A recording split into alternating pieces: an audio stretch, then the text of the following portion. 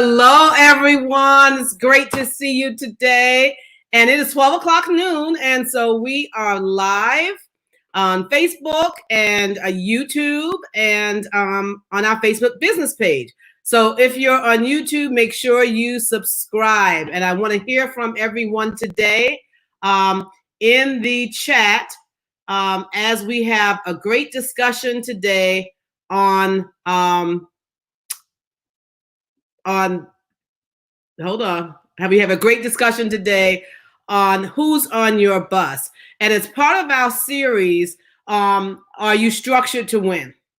And so yesterday we talked a little bit about are you structured to win? And today we're going to talk a little bit more about are you structured to win?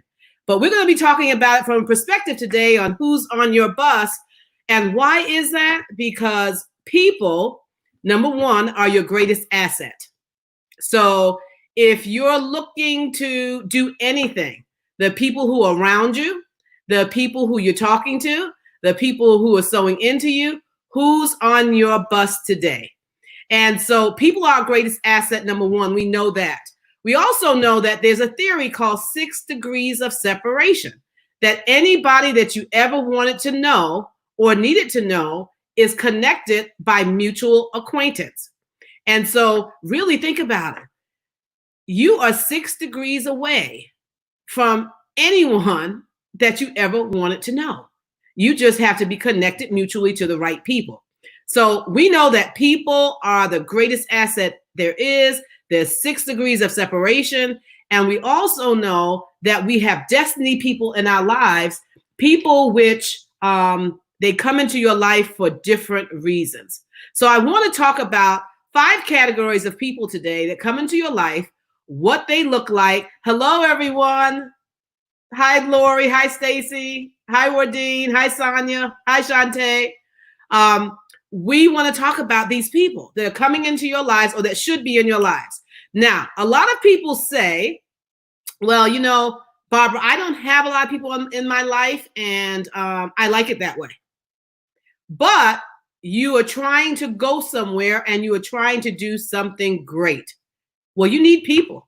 You need people. So let's talk about quickly who these people are that you need, because they fall into different categories, and how you are to entreat these people, because if they come into your life and you entreat them in the wrong way, you won't get the maximum benefit of these people helping you to your destiny. So the first people that I want to talk about, category of people, are family and friends. That's one category of friends. We lump them together because our family, hopefully, a lot of our family is also our friends. And then we have friends that are not blood related. We sometimes have family that's not blood related, but we call them family. Family and friends are extremely important because family and friends fall into a couple of categories. Family and friends who are for you. They are your cheerleaders. They are there to support you. They will love you whether you have a dime or whether you have $1 million. These family and friends are absolutely going to love you. They're going to be there to pick you up. They're going to be there to encourage you. That's who they are. They are there in your lives for great support. But you also have to know what family and friends to have close by. The second category of person that we're talking about today are mentors. And we hear this used very, very loosely now, that, you know, so-and-so is my mentor. But do you listen to anything the mentor says? Because the mentor is in your life to really help you go further and faster. They're there to help you navigate the waters of generally things that they've already been through. The mentor themselves, you may have a mentor that's a mentor for business, and they may be a fabulous mentor in business, but they're not such a good mentor for family and relationships. They don't do family and relationships really well, but they do business really well. Okay, so I would take business advice from them, but I don't know if I take marriage advice. But they do have the same similar values that you have. So you have those mentors. And then how do you entreat a mentor? A mentor is someone that you entreat. You want to respect the mentor's time. You want to respect the fact that the mentor is there, not to necessarily find out what you know. And sometimes when we entreat a mentor, we tend to think, I need to talk a lot because I need to show this mentor how much I know.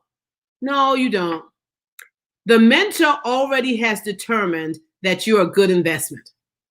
And that's why they're spending time with you. So you don't have to prove anything to the mentor. The mentor is there for you to come to the table and for you to ask questions. Now, it is your responsibility to prepare for the presence of a mentor.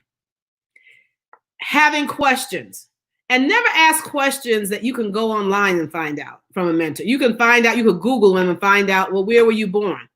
But have life questions to ask that mentor, business questions that you want to find out, how did this mentor navigate through those things in their lives? Does it mean that's going to be the exact same thing for you? Absolutely not. But it'll give you a framework as to know what obstacles to look out for and how to navigate through. And that mentor is a sounding board for you. They are not to enable you. They are not for you to attach to for the rest of your life. They are a sounding board for you. Now, I tell people when I mentor them, I expect a return on my investment. And initially they think, are you talking about money? No. What I'm talking about is you should be better 6 months from now because I'm mentoring you.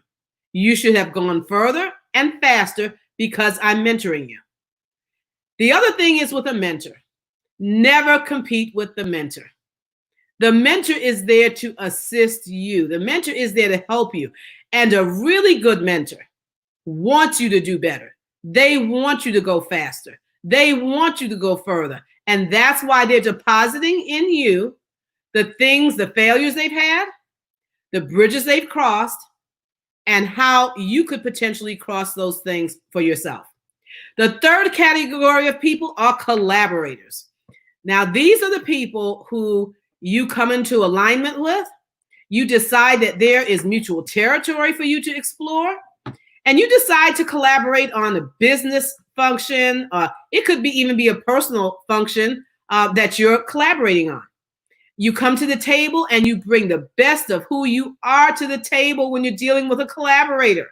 Now, we can talk about how do you find good collaborators, but basically, I like to concentrate for a little bit on who you need to be a great person to collaborate with. Because a lot of times we look and say, well, who's going to be a great person for me to collaborate with? No, who do you need to be in order to collaborate with another person? You need to be not selfish. You need to be the person who's coming to the table and bringing the best of who you are and not holding back, saying, well, I'm going to take this to the table. It's not the best of who I am, but I'll take this because, this is mine. No, a great collaboration recognizes you have something that I need. You have something that's great for me. It's a great thing for you to come to the table with people. It may be one person or more than one person. I would suggest you start out collaborating with one person, and then you may move to a collaboration when there's maybe 3 people involved or 4 people involved. The next category of person that we're talking about with are partners. Now, partners are different from collaborators. Partners are more of covenant people who you are really ready to do life with. An example of a partner is a marriage, a life partner. Partnerships can be messy if you don't go into partnerships correctly. So you have to remember that partners are people who you want to have taken some time to know. You know their values. You know who they are. Because partners tend to be a little more long-term. It doesn't mean you have to be exactly alike. In fact, most collaborators and partners who are exactly alike, they don't make good partners. Because if you're the partner that has to have the limelight and the other partner has to have the limelight, you're probably going to be fighting for the limelight. What's their personality? Are they a driver? Is the other partner a more anal person? Is that person a person who's very specific? They like rules. They like to follow the guidelines. Sometimes the partners and collaborators will rub you the wrong way. That doesn't mean they're not a great partner or collaborator. It just means that they may have something that you need. So I just want to say to you, look for good partners and look for good collaborators. And they generally start with having good relationships with people. This last category of person, I have a surprise category, but this last category of the 5 are investors. Now, investors are generally people, and I'm talking about financial investors here. They're coming to invest in your business. They're coming to invest in a product that you have. And these investors, they're basically interested in one thing. Can you give me a financial return on my investment? And that's what they're interested in. So they're not necessarily interested in being buddy-buddy with you. It'd be nice if you like each other. They're not interested in, what happened yesterday in your life or what you cooked last night.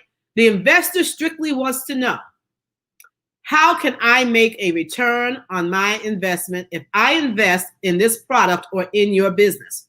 That means for that investor, you've got to come with the numbers. If you don't come with the numbers for the investor, you can forget it. And if you enter into a room with an investor, the same way you enter into a room with a family or friend, the same way you enter into the room with a mentor or mentee, you will not be successful in getting that investment. You see, real investors, they're really not there to mentor you. Now, you will learn something and should learn something from dealing with an investor, but that's not what they're there for. They're there to make money on their money. And so you have to enter into a room prepared and ready for that investor. I knew a person one time that, I've known several people who said, I want to get someone to invest with me. And I said, okay, so what do you have? Do you have your plan? Show me your plan. Show me your numbers. Show me how you plan to scale. And they said, well, I don't have that. I said, well, you're not ready for an investor. You're not ready for an investor because the investor wants to know the numbers. That means you have to know, you have to know the numbers in your business. You have to know, how much is it costing me every month to run my business? How much is it costing me to produce this product? Because that's what the investor wants to know. We're used to going to family and friends, and you can go to a family and friends and they'll invest financially in you a lot of times because they like you, because they love you, you're their family, you're their friend. But I say that if you're going to get an investor, even if it's a family or friend, you need to go to them with the same information. Treat your family and your friends that you're asking to invest just like you would a stranger. Don't expect them to invest in a product or business that is not structured, or a product and a business that they can't receive how they're going to get a return on their investment. And then the last category, that's the last category, but then there's this category that I call this hidden category, this 6th category of person. And I call them the hidden figures. The hidden figures of your life are those persons who are advocating for you behind the scenes that you don't even know about. They could be advocating for you in a boardroom. They could be advocating for you in a classroom. They could be advocating for you on your job. And you don't know that, but they've been watching you for a very long time. And they are the hidden figures of your life. Why are hidden figures important? Because hidden figures tend to be very powerful people. And hidden figures tend to be those people that can make things happen and they can open a door for you. These are people who they can open a door for you. And when they open the door, you have to be ready to walk through the door. So having and understanding these relationships, the family, the friends, the mentors, the collaborators, the partners, the investors, and your hidden figures, and how to walk in a room with them is extremely important. It is a part of determining whether or not you are structured for success. Are you structured for the win today? Are you really structured for the win? Who do you need to have in your camp today in these categories in order for you to win? We want you to win. I want you to win. And in order to win, you have to win with people. People are the greatest asset. That means that for a lot of these people, for you to engage with them, the mask has to come off. The mask has to come off. And a lot of times people know things that we don't think that they know. But the mask has to come off in order to gauge with them. I see all the people on the Carla Andrews, Tanya Roberson. How are you? Dwan Bryant, Dr. D. I want you to write in the comments today. Where is it that you need to up level? Who's on your bus? Now, there are only but so many seats on your bus. You know, I think of the little yellow bus that I used to ride when we were young, okay? There are only but so many seats on your bus, so everybody can't be on your bus. Who's on your bus, and what are you doing to increase and up level the people that are on your bus? And let me tell you a secret. In order to up level the people on your bus, you have to up level. You have to up level. So I'm going to tell you the story of this hidden figure in my life. And this is where I started thinking about hidden figures. Years ago, my first major corporate job, I was 27 or so at that time. And it was my first major corporate job. And the senior staff of that company didn't have any women or African Americans. They had a woman. They didn't have any African Americans. And the company was not very diverse, which is not uncommon back then. The companies were not that diverse. And so this hidden figure, this guy that I didn't even know, he had been advocating for the company to look at women and to look at minorities seriously in the position. So the position that I applied for, I remember the president saying to me, yes, my board of directors, the chairman of my board, he keeps bugging me about bringing on women and minorities. He said that to me. And I looked at him and I said, wow, isn't that something when someone tries to up level your organization? And he looked at me and he smiled and he hired me. I would later meet this hidden figure. He didn't know me. I didn't know him. And every time there was a board meeting, he would walk to my office. He would stand at the door and he would ask me one question. He would say, how are they treating you? And I would say, oh, things are going well. And he would say, great. And he would keep walking. That man was a hidden figure in my life who was at that moment revealed. He didn't know me. He was in a boardroom at a board table advocating for me. Not necessarily for me personally because he didn't know me, but he was advocating for a category of persons that I belong to. You have hidden figures in your life. They may not say much to you, but they may be watching. I shared with someone yesterday who was talking to me about mentoring. And I said to her, she said, oh, I hadn't heard from you in a couple of weeks. I said, I know. I said, but I've been watching you. I've been watching you for months. Because a mentor, an investor, they want to make sure that they get a return on their investment. And the hidden figure, when they come into your life and they open that door, you have got to be ready to step through the door. So I just want to encourage you today. That's our session. I want you to right below, because I want to know, who do you need to up level? Do you have all 5 categories in your life? Do you have, you may not know about the hidden figures, but they're there. Do you have the friends and family? Some people don't have friends and family. So you can develop friends and family. Some people, you need a mentor. And you need to understand that the mentor is not necessarily there to always be your friend. The mentor is there to tell you the truth. That's the truth teller, is the mentor. The mentor is there to provide information. The mentor is there to be a guide. The mentor is there for you to ask questions. The mentor is there as a resource. Do you need to up level in reference to your mentors? Okay. And then when you have mentors and when you have collaborators, make sure you are listening to those voices in your life. You don't need to have 10 mentors, okay? Because you cannot listen to all of those voices in your life at one time. So I want to encourage you, if you know today that you need to up level, it's time for you to up level. Your organization depends on it. When you have an organization and you get ready to set up your board of directors, these 5 categories of people come in. A lot of people set up their organizations and they set up their board of directors, and they would come into my office and say, I say, who's on your board? Do you have people on your board? Yes, my mother's on my board. You know, my daddy's on my board. I have my sister on my board. And I'm like, well, what does your mom, your dad, and your sister do? Well, they're just my family. And, you know, I trust them. That's really good. You need to have people on your board that you trust. However, you need to have people on your board that can add to your company. That means you need to have a diverse group of people on your board. And so a lot of times people don't think about that when they're building their companies.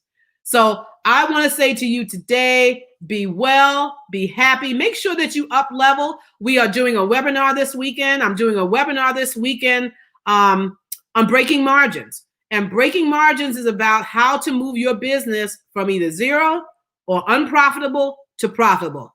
And it's all in the structure and it's all in the strategy. You have a great day.